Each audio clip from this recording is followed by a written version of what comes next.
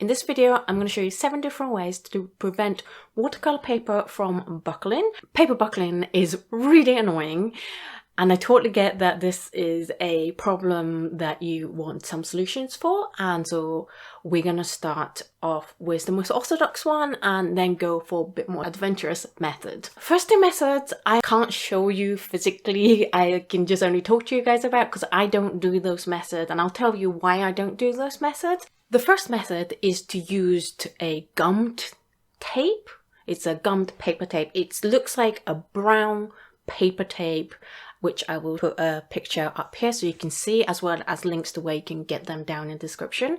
It's a brown paper tape that has a water activating glue on the bottom side or the back of it. And what you have to do, and this goes for the first and the second and the next method I'm going to talk to you about, is to properly soak your watercolor paper in a tub if the paper is small enough, or some people do it in their bathtub because they might be using the full imperial size sheet. Soak it for 5 minutes, get it out, lay it onto an artboard, and with the gummed paper, it's very important that you use something hardy like wood as your artboard that you're going to put the paper on, because when everything's dry and when you're finished, you're going to have to cut the paper out of there. So you want something that can handle being cut. And this is one of the reasons why I don't use this method, but I'll go through that in a minute. You put the paper down and then you put some water on the tape. So the entire width of the tape, the glue is activated, and then you put the tape all the way around on all 4 sides and then let that dry. And what that does is basically when paper absorbs water, it expands, kind of grows. That's what causes the buckling, because it swells up. But if you then tape it down in that state, as it dries, the paper is going to shrink, and then it's going to be tight as a drum, which means that it can't then buckle again or swirl again out of shape. And once the tape and the paper is thoroughly dry, you can start painting on it. And then once you have finished the painting, then you have to cut around the paper. There's no way of removing the tape off that piece of paper without re-wetting that paper, which will obviously make it buckle. So that's something you need to think ahead if you're going to choose this method, because you're going to need to account for the amount of paper that is going to be covered with tape and just make it a little bit bigger sized paper than what you actually need a painting to be. Couple of reasons why I don't use this method. One is that it's not a fail-safe method. There is a knack to this, and at the beginning I've tried and I could not get the knack of getting it right, and the tape wouldn't stay on properly, and as soon as the tape isn't staying on properly, then the method is invalid. It's not going to do what it's supposed to do. The other reason is that you have to cut it out with a knife, and my artboard, I'm going to show you, I use an artboard that I make myself out of a foam board as well as mounting board on both sides, and then I just cover it with packing tape. And I like these kind of artboards because it's lightweight, it's also cheaper. I use like 20-30 of these all the time, so I don't want 20 or 30 really heavy artboards in my house and they're a pain to move around with. This is very, very light, but it can't deal with being cut, so that's why I don't use this method. Second method, and this one I would love to be able to try, but I can't because I'm in the UK and these things are hard to get hold of, is to use a thing called Gator Board and a stapler. A Gator Board is, as far as I can tell, is this hardy board that doesn't flex, which is ideal, and is lightweight. And you can staple into it, and then you can take the staple out because it's like a hard foam kind of thing. And the beginning is the same. You soak the water for 5 minutes and you put it on, and then instead of taping it around, which can fail, you just staple it all the way around. And it does the same thing as a tape, just a lot more secure and a lot more reliable method. So if I had access to Gator boards, and I have found some over in the UK, but they are super, super expensive because I think they're from the US. So if you're in the US, you'll be able to find this in a Home Depot DIY store, no problem. Look it up online and you'll probably find it for a reasonable price. But in the UK, because it's an import, it's very expensive, so I can't use that method for financial reasons. A third method you could use to prevent paper from buckling is to use a paper stretcher, and there are at least a couple on the market. I don't have it because I don't use paper stretching methods, but I know my best friend Ev from Eve Bolt, and I will leave links to her channel here, has a couple. So I've asked her to show you guys how to use the Ken Bromley paper stretcher and talk about the pros and cons of this method. Hi, I'm Ev and I'm here to talk about the Perfect Paper Stretcher by Ken Bromley. This stretcher is a really efficient method and it will give you really taut paper every time. The way it works is quite simple. It is made in a way where we use plastic rods and grooves in the board to create tension in the paper. How to use this stretcher? First, you need a few things. Of course, you need the stretcher, so the board and the rods. You also need a sheet of paper in the right size for the stretcher. I have the 1/4 Imperial sheet one, so I have pre-cut sheets of Arches paper that I also got from Ken Bromley's. Additionally, you'll need a mallet of some sort, a clean towel, and a place where you can soak your watercolor paper. When the paper is wet and soft, you place it right side down on the towel.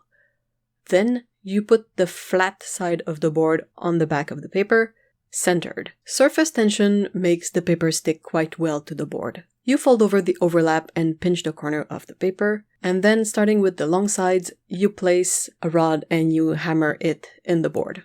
Every rod makes sure the paper will be stretched really tight as it dries. They really hold the paper in place. When the paper is fully dry, you can paint on it. No amount of water thrown at this paper will make it buckle. Now for the pros and cons. The main advantage of this stretcher is that it really does make the paper nice and flat.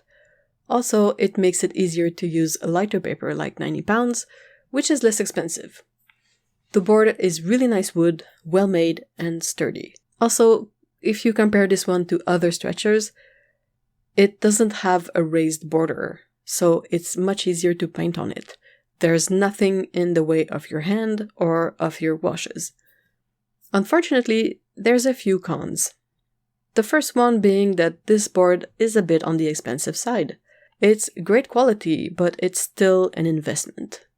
The larger the board, the higher the price.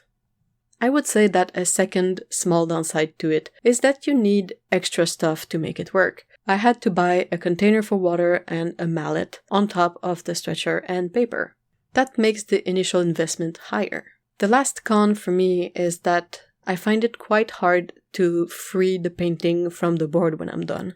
It definitely takes practice for this step so as to not rip into the painting.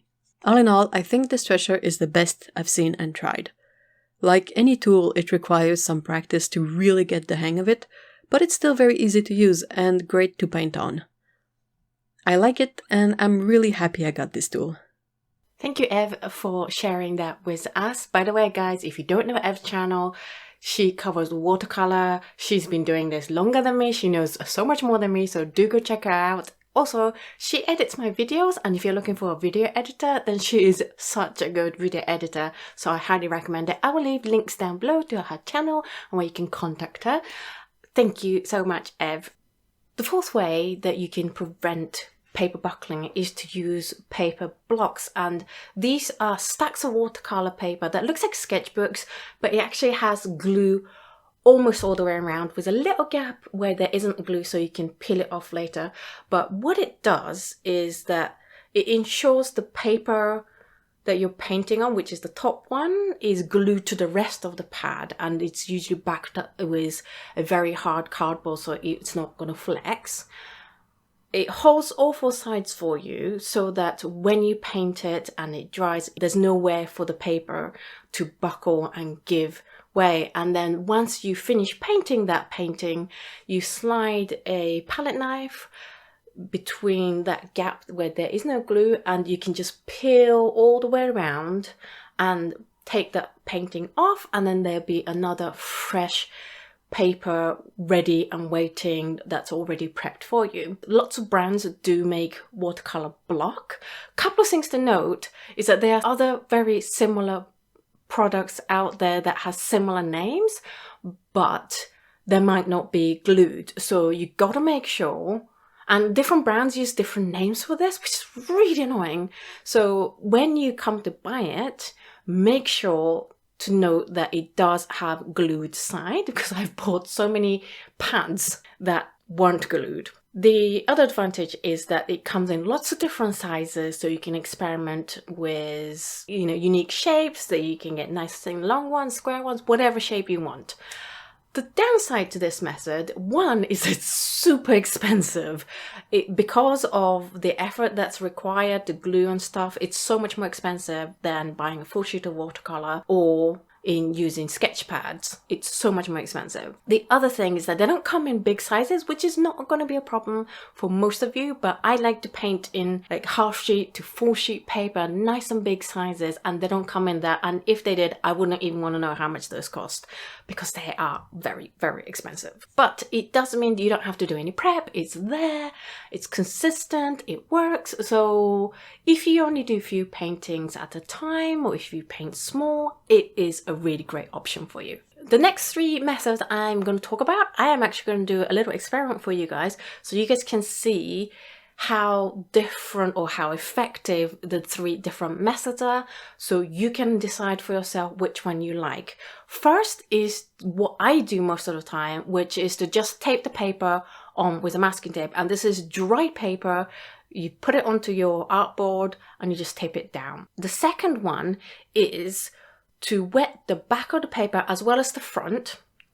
And what that does is the water creates a suction onto the surface and it keeps the paper onto the board flat. The third method is to use a thicker paper. So let's play with this and see which one is most effective, because I've not really tested the three methods. I use some of them, but I've never really thoroughly tested them, so let's see how they work. I have 4 pieces of paper here to do the experiment. One is the control, where I'm going to just wet one side, the front side of the paper. Second one is going to be water on the back of the paper as well as the front, and that water on the back is going to keep the paper pretty much suctioned onto the board. This one, I just put some masking tape all the way around it on dry paper, because obviously with masking tape you can't tape wet paper with it, otherwise the glue won't stick. And a quick tip with the masking tape is that the downside of masking tape is that you get paint running under your tape sometimes, especially around the corner, and all you have to do is just run your nail along the edge of the corner that is slightly lifted, and that tends to prevent the watercolor from seeping underneath around the corner. And then we have a heavier paper. These three are 140 pounds, 300 GSM paper, whereas this is 250 pounds or 535 GSM paper, which is not quite but almost double. All the paper are Buckingford, so that different brands doesn't affect the result. When you're doing this, you want to take a nice wide brush like this. This is a Pro Art Proline Plus and the 1-inch brush, and just I'm going to cover the front of this one with plenty of water and see how it will buckle and curl up. There you go. This one I am going to wet the front but also the back and see how that goes. So that's the front done. I can actually already feel the paper sticking to the board. And when you do this, you want plenty of water, and as even as possible. If there are less wet patches on the paper, then it's going to dry at different rates, and that's going to cause buckling. But you can see here already, this one's curled up, but this one is staying on the block nice and flat so far. And then this is the masking tape one. Make sure that's nice and soaking wet. And then this is the heavier one. I'm just going to wash the front of this with water so that we can compare it with the control. There you go. Already, immediately, this one's curling up. Super curly. This one is staying flat. This one is staying flat for now. And this one is curved slightly. So we shall see how this goes, and I will let you know the result. We're about 10 minutes in, and I'm holding this camera by hand, but so far the control one has relaxed a bit. Remember, it was like really curved, and now it's a little bit more relaxed. The water on the back is very flat still. The tape one has started to buckle, which is normal. And then surprisingly, the heavier paper has curved a lot more now than the control one is at the moment. It's still less than the control one did right at the beginning, but it is pretty curved right now. We are now 20 minutes into the drying process. The control has actually now curved the other way. Remember, it was curving this way, and now it's going like this instead. The water on the back is still very flat, as you can see. The tape, it has more buckling. I'm sorry about the screaming outside. The tape is definitely more buckling. The heavier paper has now come down a little and relaxed a little bit more. It is now the next day, and it's quite interesting. The control and the water on the back has dried and curved pretty much the same. I'm going to take the tape off this one. And I will say that this is definitely flatter than these two, but you can see buckling. So if it's buckling you want to avoid, you probably don't want to tape the paper right down onto the thing. If you don't mind the curling up, then keep it untaped. But this too is quite interesting because I did the same test with, I'm just going to move this out first. I'll bring these guys back, don't worry.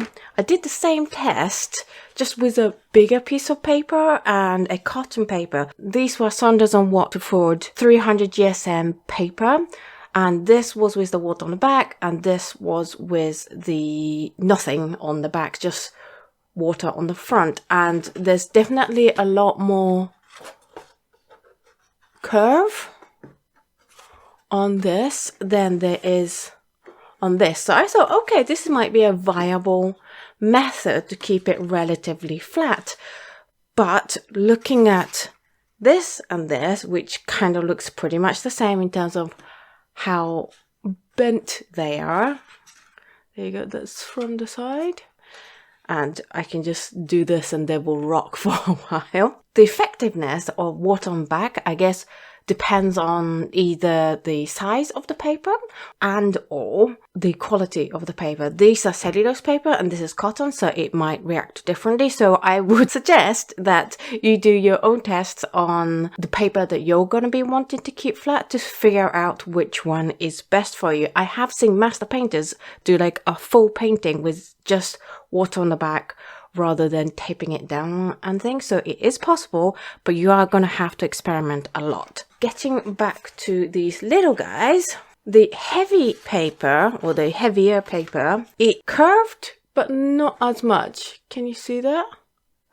This one is like twisted, whereas this is just curved on one dimension, which means you can probably just gently flatten this out if you give it some time. So the whole thing of if you don't want the paper buckling, then use heavier paper is true, but on its own, it's still going to do the curve. So that is it for this video. I hope these tips were useful to you, and it's really good to experiment and test out these different theories on how to prevent paper from buckling because we don't know. So in summary, the thing that I would, if I could, personally choose a way to do it, and if I could get hold of the material, I would do the Gator Board with stapler method, because to me that feels like the most fail-safe way of doing it. But since I can't, I am going to carry on my journey of experimenting with what method works best for my own sets of paintings that I like to do and how to keep those flat. I hope this video encourages you to do your own tests and experiment and see what works for you, and just try different methods, because paper buckling and preventing it just depends on so many different things that I couldn't possibly test it all out. But it is good to learn how to collaborate with your materials. Thank you so much for watching this video, and please excuse my bad hairs. Please hit the like button and subscribe if you haven't. Thank you so much, and I will speak to you guys in the next video. Bye!